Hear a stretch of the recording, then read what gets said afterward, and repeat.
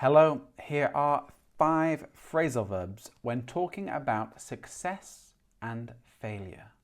Sometimes about business, but not always. Really useful phrases, okay? Download the PDF in the description. It will really help you practice and remember these phrasal verbs and help you use them in context, right? In the correct situation. So number 1 is fall through. So if you're falling, right, probably not a good thing, right? If you're falling through something, it means that a plan or a deal has failed, right? Something has failed. Something fell through. Okay, so here are some collocations. Collocations are groups of words that go naturally together. So things that fall through are deals, plans, opportunities. An example, a business deal falls through. A contract falls through. A job offer falls through. An investment falls through. A sale falls through. Okay, so it fails, right? It's fallen through something and it's failed. Let's look at some examples. The business deal fell through at the last minute. So the deal was going really well and suddenly the partner, the business partner or the client, the customer decided to back out. Another phrasal verb, right? So the deal fell through, right? You can say, oh, the business deal fell through because the client backed out. Okay, lots of phrasal verbs. Our vacation plans fell through because of bad weather. So it means you had to cancel your vacation plans. Next one, his job interview fell through because the position was filled. Position was filled means someone else got the job. Okay, to fill something. Imagine you fill a glass of water, the glass is the job, now it has been filled. Okay, question. Have you ever had a plan fall through at the last minute? Maybe a business deal, a vacation plan, yeah? For me, now everyone, I always put questions because I want you to use these phrasal verbs. So please comment in the comment section in YouTube, or write them down in a book, or just say them out loud now. So, have you had a plan fall through at the last minute?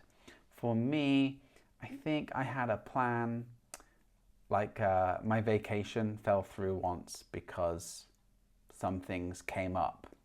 Do you see I'm using a lot of phrasal verbs? Something came up, something important. All right, next one is pull off. So pull off means you succeed in doing something usually difficult, right? You succeed in doing something difficult. Wow, I can't believe I pulled it off. So you can pull off a last minute win, pull off an impressive performance, pull off a risky move, right? You're able to do something successfully. That's how I see it. You're able to do something successfully. You pull off a major achievement.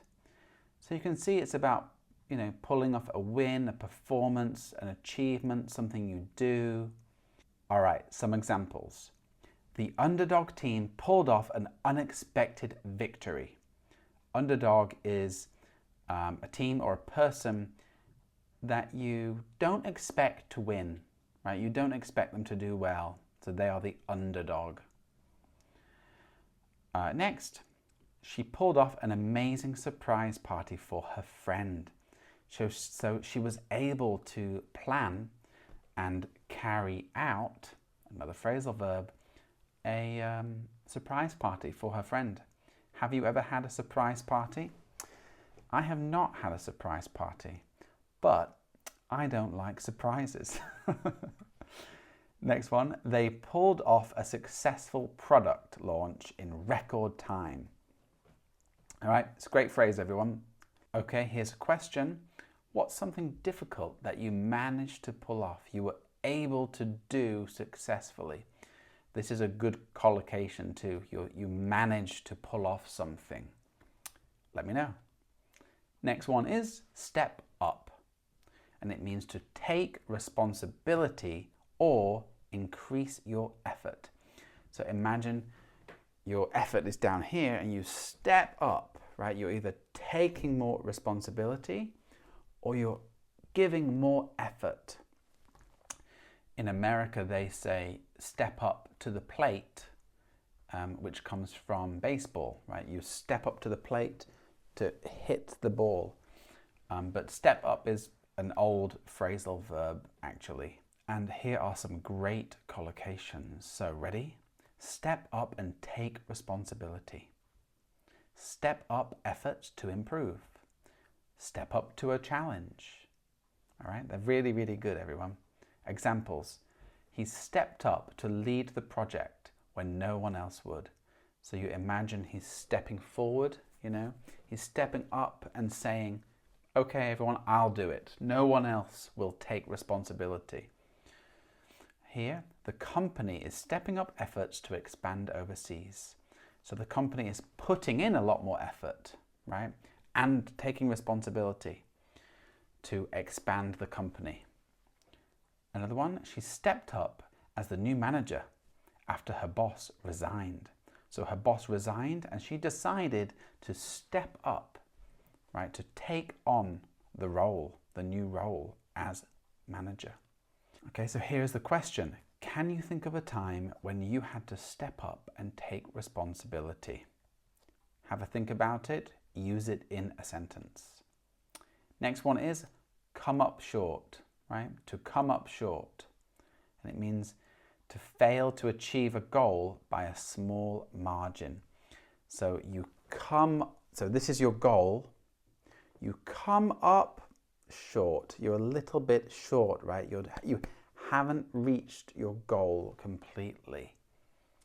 So we can say you come up short financially, come up short of a sales goal, come up short in a competition. This can be any competition. Come up short of what someone expected, of what the client expected, the customer expected. Come up short of what they expected.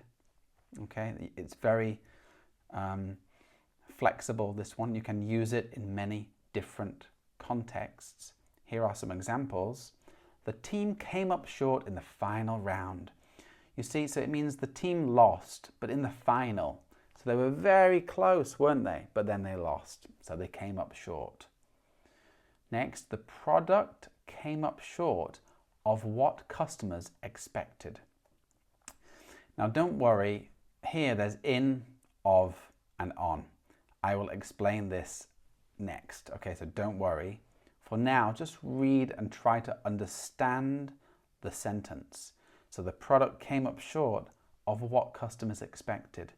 So here's customers' expectations, and then here's the product. So it's not quite what we expected. For example, if you have a phone, maybe the battery life wasn't what you expected, right? The battery life is usually not what I expect. Last one, they came up short on their fundraising goal.